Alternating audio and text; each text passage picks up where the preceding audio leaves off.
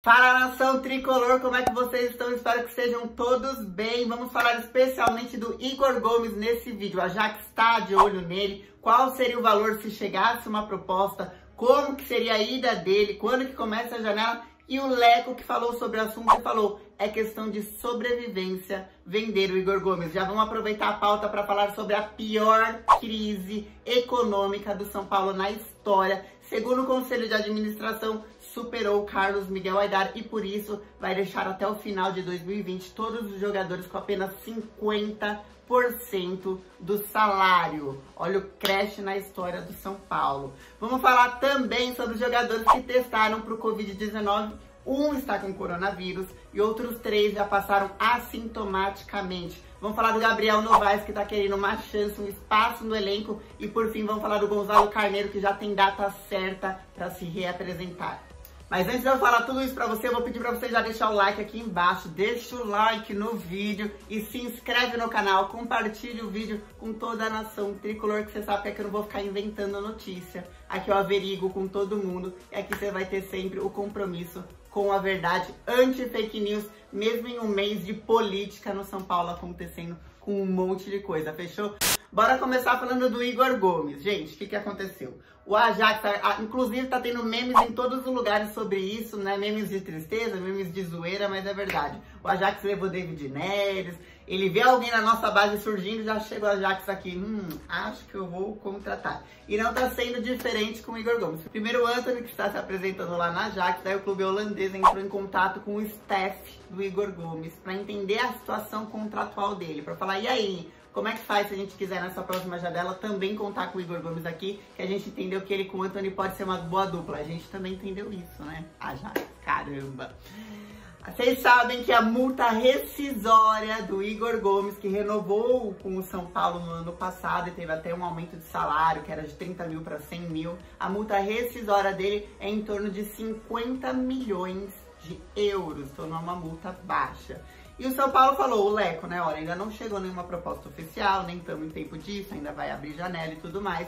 Só que a gente sabe que vai chegar, eles já falaram com todos os agentes dos jogadores. Só que a gente já decidiu aqui internamente que a gente não vai vender nos mesmos valores do Antony. Se quiser, o Igor Gomes vai ter que superar os 16 milhões de euros, mais 6 milhões de metas que foram no contrato do Antony para conseguir levar o Igor Gomes embora. E vender o Igor Gomes é uma questão de sobrevivência financeira, porque o São Paulo, bom, já não estava recebendo da Globo, não estava recebendo do patrocínio, aí o patrocínio deu um jeito e voltou a pagar, mas antes da paralisação acontecer, o São Paulo já tinha mais de 100 mil em dívidas e já estava atrasando direito de imagem e de salário com os jogadores por causa dos empréstimos que pegaram no último ano. Quer dizer que a gente está numa bola de neve que começou em 2019.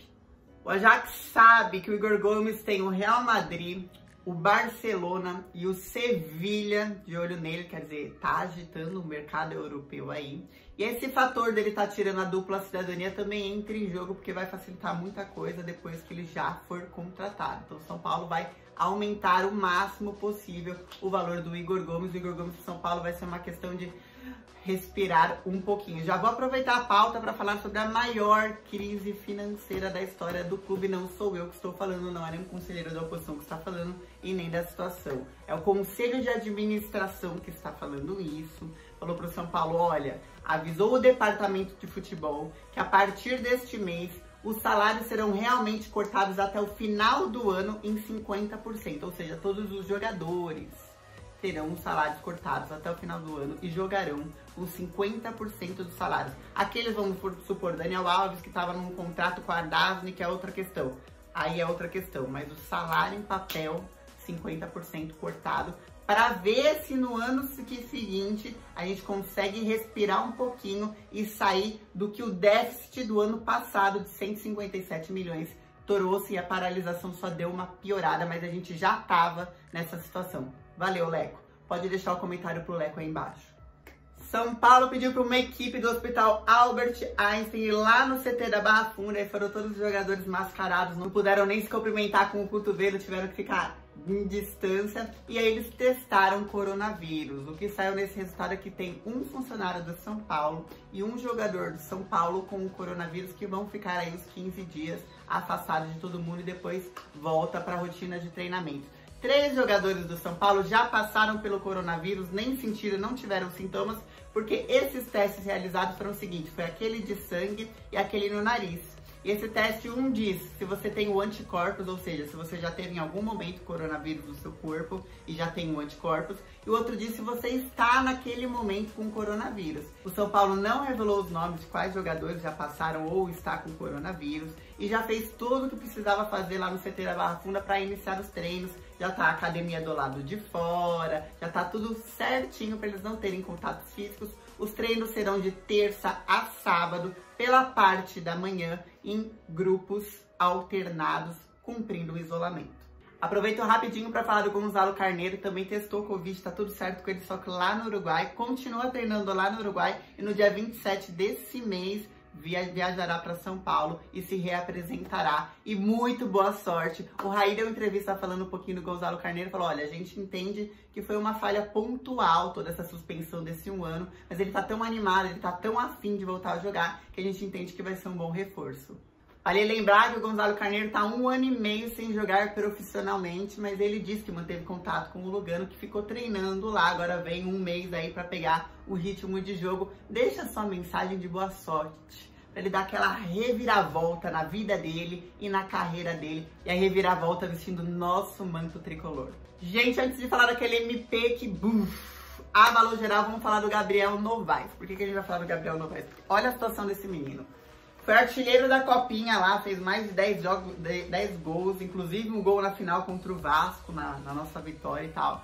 E aí logo em seguida, eu me lembro de vocês nos comentários aí falando, porque o Barcelona B veio aqui e queria comprar o atleta. Lá vai o São Paulo, vender os caras da Copinha pra fora, sempre assim, não sei o que lá e tal. Só que na época ele queria ir. E o São Paulo fez uma condição. O Barcelona queria comprar por 5 temporadas, o São Paulo falou assim, olha, seu contrato tá acabando no último dia da janela. Ou você renova com a gente, ele tem contrato agora até 2022, ou você renova com a gente, você vai ficar 6 meses sem clube. Porque a gente também não pode sair totalmente perdendo aí numa dessas, que você é artilheiro da Copinha, a gente que formou vocês, tem anos de base, etc. E o jogador aceitou, falou, não, então beleza, renovo, e se não der certo lá no Barcelona, qualquer coisa eu volto aqui. O São Paulo falou, vai ter espaço, porque você joga pra caramba. Foi pra lá, não deu certo, um monte de tempo a documentação, a gente deu essas notícias aqui no canal, acompanhou, e ele acabou sendo emprestado pro Córdoba. Ficou na 2ª divisão lá do espanhol um tempão, voltou. Voltou, não teve espaço aqui no São Paulo. E aí começou a bater na porta de todo mundo. Primeiro ele quase fechou com o Botafogo. Tava averbado já com o Botafogo, apalavrado, e o Botafogo falou, ó, se quiser vir treinar, vem treinar. A gente só assina o contrato depois na hora que der. Mas já pode vir treinar aqui. E ele, sem espaço ainda com o São Paulo, pensou em ir. Chegou na hora de assinar o contrato, o Botafogo inventa uma cláusula lá. O São Paulo falou, olha, essa cláusula a gente não aceita. Já aceitamos um monte de coisa. Me desculpa, o jogador também voltou para trás. Não deu certo com o Botafogo. Chegou a Chapecoense. Acertou salário, acertou data de apresentação, veio a paralisação, ele ficou na dele, chegou a data de se apresentar para Chapecoense, o Gabriel não foi. E aí os empresários do Gabriel estão em contato com o São Paulo, e o São Paulo tá tentando entender, uai, por que que não foi? Toda uma situação, toda uma negociação, falaram, ó, a gente tem que o Igor Gomes, que o Antony tá indo embora, São Paulo tá passando por um momento de muita mudança, e de repente agora surge um espaço pro Gabriel Novaes. Então o Gabriel quer ficar e quer espaço. Comenta aí embaixo, você lembra do futebol dele lá na base? Lá no portal spfc.net, a gente vai fazer um especial com imagens, com gols, para você relembrar do futebol do Gabriel Novaes. Então vamos lá, vamos falar dessa MP bombástica, mas eu não vou discorrer muito sobre o assunto até pelo tempo do vídeo. Vou fazer um próximo vídeo, você deixa suas dúvidas aqui embaixo e daí eu respondo, só explicando como isso altera o futebol e como isso altera pro São Paulo. Essa MP do Bolsonaro altera um pouco da cessão dos direitos de transmissão dos jogos. Antigamente, para ser transmitido um jogo, precisava que o São Paulo, por exemplo, versus, vamos pegar aí o Santo André, tivessem um contrato com a Globo, tivessem o mesmo contrato em comum, e daí podia ser transmitido. Não podia o Santo André pegar e falar assim, mas eu tenho um contrato com a Record, então a Record é que vai me transmitir. Isso não podia. E aí foram alteradas algumas coisinhas na lei. E agora, quem é o mandante do jogo pode assinar com quem quiser.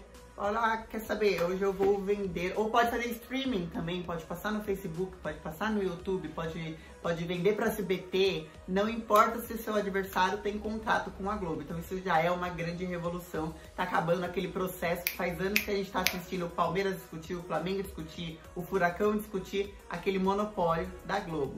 Pro São Paulo agora, de imediato, não se altera nada, porque o São Paulo tem um contrato de exclusividade com a Globo até 2024. Mas quando eu te falei que não era só na sessão de transmissão que tinha interferido essa lei, também tem uma questão de você poder ter contrato com jogadores de apenas um mês. Você pode acabar meio que fazendo um teste. Essa MP tá revolucionando muita coisa. E eu já falei com algumas coisas, inclusive o braço direito do Leco, sobre como o São Paulo tá enxergando tudo isso. Então eu quero te perguntar, antes de eu discorrer sobre o assunto no próximo vídeo, você tem alguma dúvida sobre essa lei? Você entende o que é esse MP? Você entende o que é a sessão de transmissão? O quão importante isso pode ser para o mercado econômico do futebol?